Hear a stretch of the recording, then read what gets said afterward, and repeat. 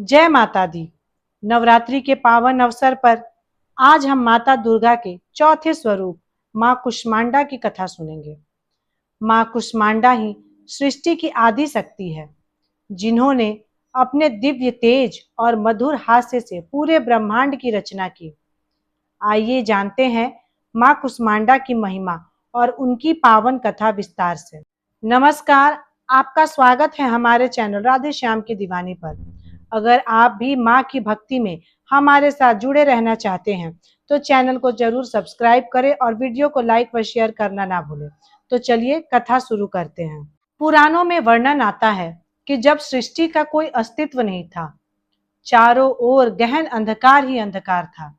ना ही आकाश था, ना पाताल, ना ही मनुष्य थे, ना देवता। यहाँ तक कि ब्रह्मा, विष्णु और महेश भी शक्तिहीन थे। तब केवल एक ही शक्ति विद्यमान थी, आदि शक्ति मां दुर्गा। मां ने अपनी मधुर मुस्कान और दिव्य ऊर्जा की ऊष्मा से संपूर्ण ब्रह्मांड की रचना की। इसी कारण इन्हें कुष्मांडा कहा जाता है।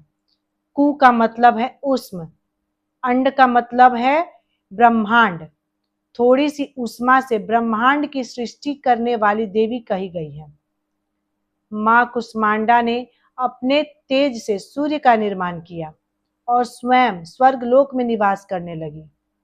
मां ही एकमात्र ऐसी देवी है जो सूर्य के भीतर रहकर भी संपूर्ण ब्रह्मांड को प्रकाश और ऊर्जा प्रदान करती हैं। उनके तेज से ही देवताओं को शक्ति मिली और सृष्टि के सभी प्राणियों में चेतना का संचार हुआ। मां कुष्मांडा का स्वरूप अत्यंत भव्य और दैदीप्यमान है। वे सिंह पर आरूढ़ होती है और उनके 8 हाथ होते हैं।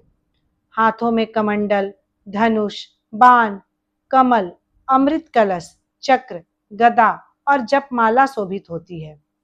उनके चेहरे पर हमेशा एक दिव्य मुस्कान रहती है, जो भक्तों को सुख और शांति प्रदान करती है। मां कुष्मांडा को ही सृष्टि की आदि जननी माना जाता है। उनकी पूजा से तन और मन में शक्ति आती है। जीवन में सुख, समृद्धि और दीर्घायु प्राप्त होती है। साधक को अष्ट सिद्धि और नवनिधियां प्राप्त होती हैं। साथ ही मां कुष्मांडा की कृपा से घर में सकारात्मक ऊर्जा और आनंद का वास होता है। मां कुष्मांडा से जुड़ी एक कथा है। बहुत समय पहले एक छोटे से गांव में भयंकर अकाल और महामारी फैल गई थी। ना खेतों में अन्न उगता था, ना तालाबों में पानी बचा था। गांव वाले भूख और बीमारी से तड़प रहे थे। बच्चों की मासूम हंसी रोने में बदल गई थी और हर घर में निराशा का वातावरण था। गांव के लोग रोज देवी देवताओं से प्रार्थना करते, लेकिन कोई राहत नहीं मिल रही थी। तभी गांव में एक वृद्ध साधु आए। उन्होंने गांव वालों से कहा, हे भक्तों, इस संकट से मुक्ति पाने का केवल एक उपाय है। आप सब मिलकर श्रद्धा और विश्वास से मां कुष्मांडा की पूजा करें। वही मां है जिन्होंने अपनी दिव्य मुस्कान से ब्रह्मांड की रचना की। वही सूर्य की अधिष्ठात्री है और वही इस अंधकार को प्रकाश में बदल सकती है। गांव वालों ने साधु की बात मानी। नवरात्रि का चौथा दिन आया और पूरे गांव ने मिलकर मां कुष्मांडा की व्रत और उपासना शुरू की। सबने घर घर दीप जलाए, भजन और आरती गाने लगे। मां को सिंदूर, लाल पुष्प और मालपुए के भोग अर्पित किए। पूरे गांव में लगातार मां कुष्मांडा के मंत्र गूंजने लगे। कुछ ही दिनों में अद्भुत चमत्कार हुआ। आसमान में बादल छाए और वर्षा होने लगी। सूखी धरती हरी भरी हो गई। बीमार लोग धीरे धीरे स्वस्थ होने लगे और गांव में फिर से खुशहाली और समृद्धि लौट आई। गांव वालों ने कृतज्ञ होकर मां कुष्मांडा का धन्यवाद किया। उस दिन से हर साल पूरे गांव में नवरात्रि पर मां कुष्मांडा की विशेष पूजा की जाने लगी। भक्तों, इस कथा से हमें ये शिक्षा मिलती है कि जब जीवन में अंधकार और संकट छा जाए तो विश्वास और भक्ति ही सबसे बड़ी शक्ति होती है। मां कुष्मांडा हमें यह याद दिलाती है कि ऊर्जा, स्वास्थ्य और खुशहाली का स्रोत वही है।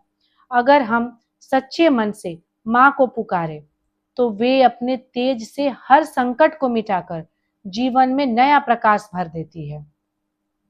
माँ कुष्मांडा की कृपा से सृष्टि में जीवन संभव हुआ है। जो भक्त नवरात्रि के इस चौथे दिन माँ की पूजा करता है, उसके जीवन में कभी ऊर्जा की कमी नहीं होती। आइए हम सब मिलकर माँ कुष्मांडा से प्रार्थना करें कि वे हम सबके जीवन में सुख, शांति और समृद्धि का प्रकाश फैलाएं।